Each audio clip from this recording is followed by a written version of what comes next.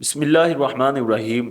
پوری امت مسلمہ حضرت غوث اعظم رضی اللہ تعالیٰ عنہ کے ساتھ بڑی ہی محبت کرتی ہے اور حضرت غوث اعظم کے ساتھ بڑی ہی عقیدت رکھتی ہے، اور کچھ لوگوں کو تکلیف ہوتی ہے کہ یار ہمارے ساتھ لوگ کتنا پیار کیوں نہیں کرتے، اتنی محبت سے کیوں نہیں پیش آتے۔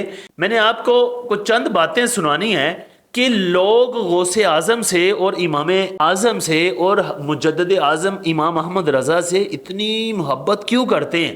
کہ لوگ کسی سے پیار کرتے ہیں پیسے کی وجہ سے، کوئی شہرت کی وجہ سے نہیں۔ غوث اعظم سے اگر کوئی پیار کرتا ہے تو وہ اس وجہ سے کہ وہ اللہ کے ولی ہیں، اور اللہ نے فرمایا کہ جو میرے ولی سے دشمنی رکھے، جو ان سے عداوت رکھے، میں اس کے ساتھ اعلان جنگ کرتا ہوں۔ اور ایک قول غوث اعظم رضی اللہ تعالیٰ عنہ کا ہے کہ لوگوں کا دل اللہ کے قبضے میں ہوتا ہے، وہ جس کے لیے چاہے لوگوں کو اس کے پیچھے لگا دیں اور جس کے لیے چاہیں اس سے دور کر دیں۔ غوث اعظم رضی اللہ تعالیٰ عنہ اپنے ایک خلیفہ حضرت علی بن حیتی کے ساتھ ایک محفل پہ گئے۔ جب مسجد میں داخل ہوئے تو لوگوں نے حضرت غوث اعظم رضی اللہ تعالیٰ عنہ کی طرف دیکھا ہی نہیں۔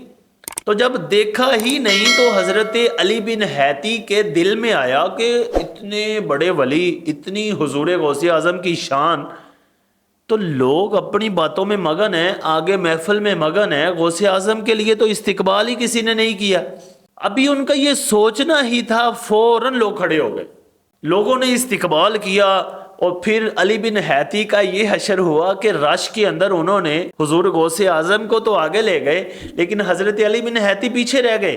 جب محفل ختم ہوئی تو بعد میں حضور غوث اعظم نے فرمایا کہ لوگوں کے دل اللہ کے قبضے میں ہیں، وہ جس کے لیے چاہے دیوانے بنا دے اور جس کے لیے چاہے مخالف کر دے، یہ اللہ کی قدرت ہے۔ اور یہاں ایک اور بات آپ کو بتا دوں کہ دلوں کے راز نیک لوگ ہی جانتے ہیں، اللہ کے ولی ہی جانتے ہیں۔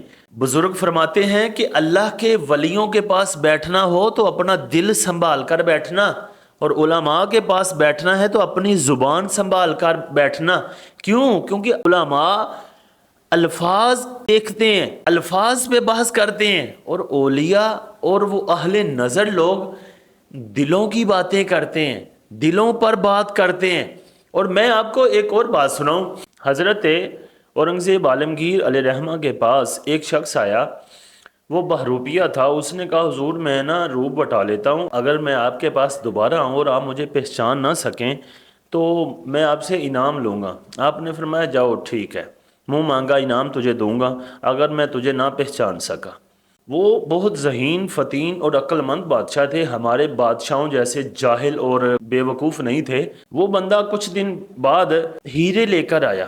اس نے نہ کہا کہ حضور میں یہ ہیرے بیچتا ہوں، میں جواہری ہوں، میں سنیارہ ہوں، تو میں آپ کے لیے تحفہ لے آیا ہوں۔ آپ نے فرمایا کہ یار تو بہروپیہ ہے، خاموشی سے چلا جا، کسی کو پتہ نہ چلے۔ پھر کچھ دن گزرے، حضرت اورنگزیب عالمگیر علیہ رحمہ بیمار ہو گئے۔ وہ بادشاہی وقت بیمار ہوا تو بڑے بڑے علاج لوگوں نے کیے، شفا یاب نہ ہوا۔ ایک دن محل کے اندر ایک حکیموں کی ٹولی داخل ہوئی اور وہ کہہ رہے تھے کہ ہمیں ایران کے فلاں بادشاہ نے بھیجا ہے تمہارے علاج کے لیے۔ اور وہ سب سے آگے جو شخص تھا، حضرت اورنگزیب عالمگیر علیہ رحمہ نے اس کے کان میں کہا کہ تو بہروپیہ ہے، واپس چلا جا۔ وہ مایوسی کے ساتھ چلا گیا۔ لیکن کہتے ہیں نا کہ مایوس نہیں ہونا چاہیے۔ اب پھر ایسا ہوا کہ آپ کے ملک کے ایک علاقے میں جنگ جاری تھی، اور حضرت اورنگزیب عالمگیر علیہ رحمہ نے جنگ میں شرکت کے لیے جانا تھا۔ تو آپ کی روٹین اور آپ کا رویہ یہ ہوتا تھا، آپ کا معمول یہ ہوتا تھا کہ آپ علماء سے اور اولیاء کرام سے اور نیک لوگوں سے دعائیں لے کر جاتے تھے۔ دعا کے اندر بڑا اثر ہوتا ہے۔ حضرت اورنگزیب عالمگیر علیہ رحمہ جب جا رہے ہیں تو راستے میں ایک پہاڑ کے غار کے اندر ایک بندہ بیٹھا ہوا ہے، لوگ اس سے دعائیں کروانے کے لیے جا رہے ہیں اور کہہ رہے ہیں کہ جناب یہاں ایک بہت ہی مستجاب الدعوات بندہ بیٹھا ہے، جو ایک بار کسی کے لیے دعا کر دے وہ شخص کبھی بھی پیچھے نہیں رہا۔ تو آپ نے کہا کہ یہ کون سی بات ہے، میں بھی اسی سے دعا کرواؤں گا، پھر باقیوں سے تو میں نے کروا لی، اب اس سے کرواتا ہوں۔ تو جب حضرت اورنگزیب عالمگیر علیہ رحمہ اس کے پاس پہنچتے ہی کہا کہ حضور میرے لیے دعا کریں، میں فتح یاب ہو کر واپس آؤں، کافروں کو شکست ہو جائے۔ تو اس نے دعا کر دی۔ دعا کرنے کے بعد جب حضرت اورنگزیب عالمگیر واپس جانے لگے تو اس شخص نے بلا کر کہا کہ اے اورنگزیب مجھے پہچانا نہیں؟ تو حضرت غوث اعظم نے کہا نہیں میں نہیں پہچان سکا۔ تو اس نے کہا کہ میں وہی بہروپیہ ہوں جس نے تمہارے ساتھ وعدہ کیا تھا کہ میں ایک روپ ایسا تمہارے سامنے لے کر آؤں گا کہ میں تم مجھے پہچان نہ سکو گے، لیکن تم نے 2 بار تو مجھے پہچان لیا، اب نہیں پہچان سکے۔ حضرت اورنگزیب عالمگیر علیہ رحمہ نے کہا کہ ٹھیک ہے اب میں تمہارا انعام دوں گا، بولو کیا چاہیے تمہیں؟ اس نے کہا اب کچھ بھی نہیں چاہیے۔ بادشاہ حیران ہوا کہ یار کچھ نہیں چاہیے؟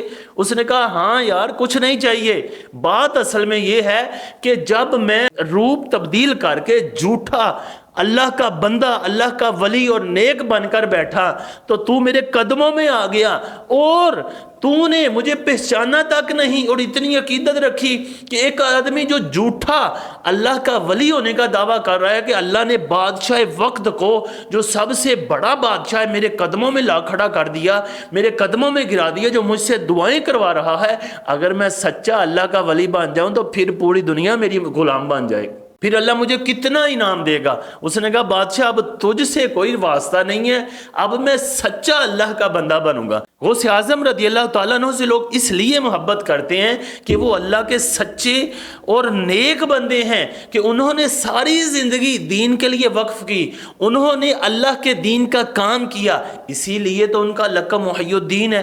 انہوں نے جو دین کے اندر خرافات کرنے والے لوگ تھے ان کو للکارا، ان کی جو برائیاں تھی اس کو دور کی، اس کو ختم کیا، اسی لیے تو ان کو پیران پیر کہا جاتا ہے کہ انہوں نے سب سے زیادہ محنتیں کی، سب سے زیادہ اچھے کام کیے، اسی لیے اللہ نے پوری دنیا کے لوگوں کے دل ان کے لیے مسخر کر دیے، ان کے غلام بنا دیے۔ میں آپ کو بتاؤں اگر اس پہ بات کروں کہ حضور غوث اعظم کے مسلمان تو دیوانے ہیں غیر مسلم بھی ہیں،